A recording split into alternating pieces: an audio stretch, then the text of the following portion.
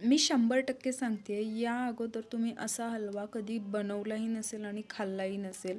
म्हणून आजच बनवा आणि लगेच ट्राय करा. मुगाची डाळ स्वच्छ पाण्याने धुवून कढईत 1 चमचा तुपात खरपूस गोल्डन रंग येईपर्यंत डाळ भाजून मिक्सरमध्ये रवाळ असं वाटून घ्या. जास्त बारीक वाटू नका.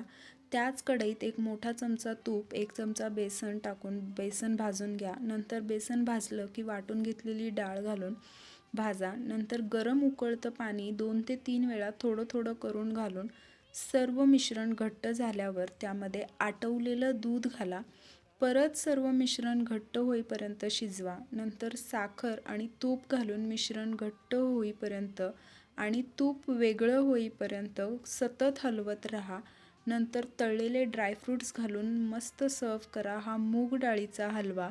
तूप हवं असेल तर ठेवा किंवा सेपरेटही करू शकता. व्हिडिओ आवडल्यास लाईक, शेअर आणि सबस्क्राईब करायला विसरू नका.